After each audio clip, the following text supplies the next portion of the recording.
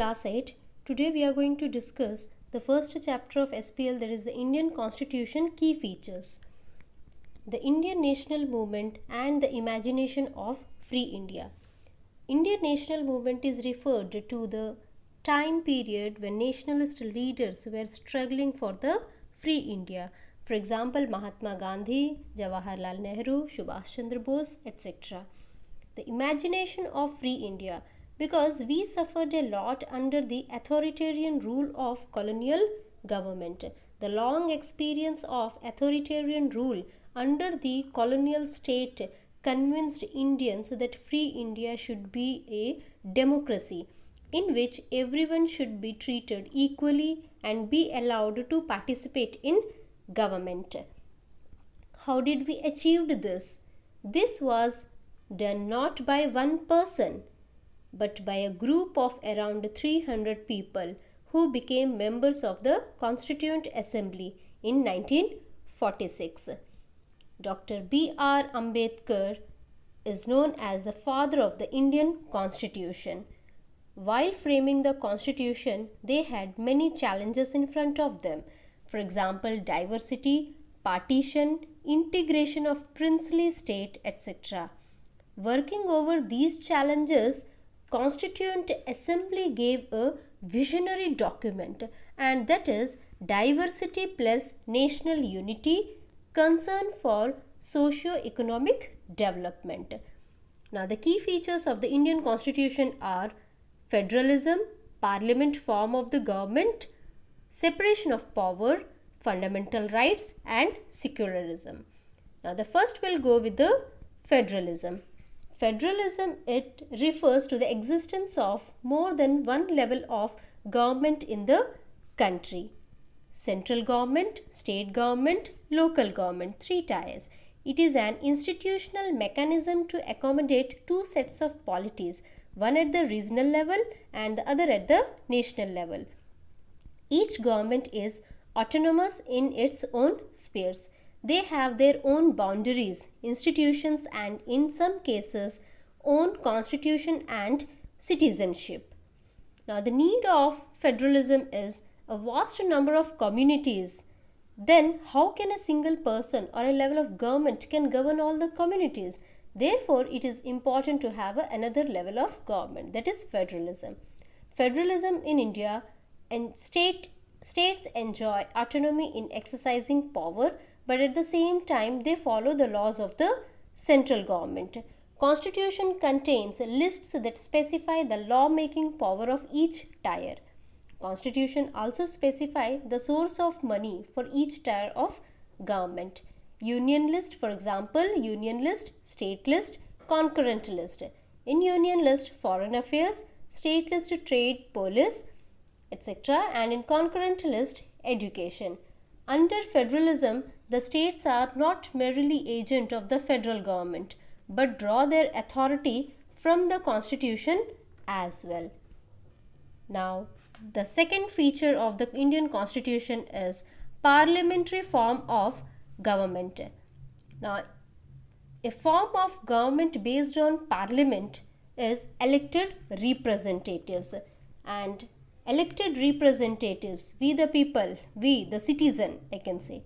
Constitution of India guarantees universal adult suffrage, means voting right to all, whereby people of India directly elected their representatives.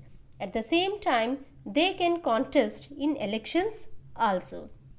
Under parliamentary form of government, people elect their representatives, and these representatives are accountable to the people. They are responsible to the people.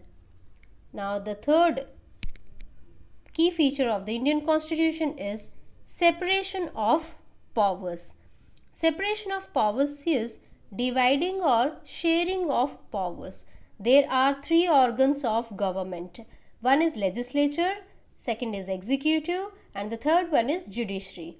In legislature, our elected representatives, for example, MP, MLA, member of parliament and member of legislative assembly, and in executive, a group of people responsible for implementing laws, for example, police, prime minister, IAS officer, IPS officer, etc. And judiciary. Judiciary is a system of court in the country, for example, Supreme Court and High Court.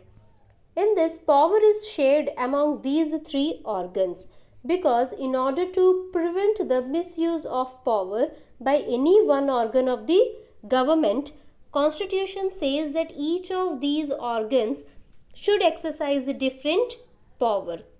This develops a system of checks and balances, balance of power. Now, the fourth important point is fundamental rights. Now, in this fundamental rights, it is referred as the conscience of the Indian Constitution. Learning from the past experiences of the colonial rule, Constitution makers wanted to ensure a set of written rights that would guard against the misuse of state. Therefore, fundamental rights protect citizens against arbitrary and absolute exercise of power by state as well as other individuals. Fundamental rights guarantees the right of minorities against the majority. There are 6 fundamental rights: right to equality, right to freedom, right against exploitation, right to freedom of religion, cultural and educational rights, and right to constitutional remedies. Right to equality. All persons are equal before the law.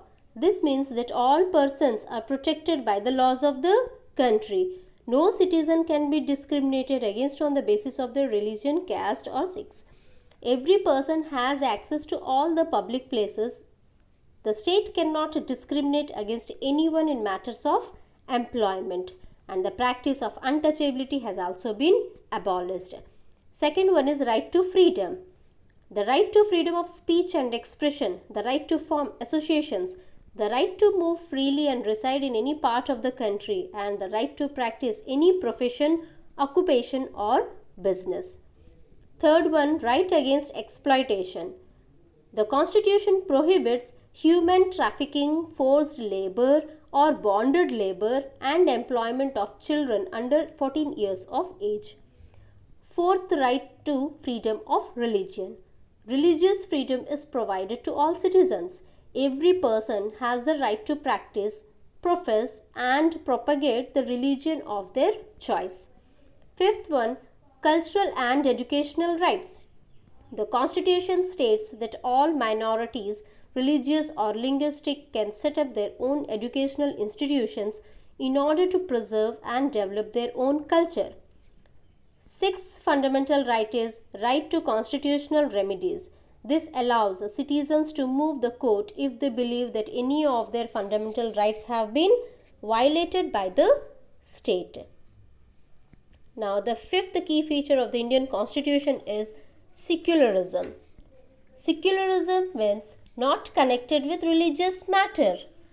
Secular state. What is secular state? A state which does not officially promote any one religion as the state religion.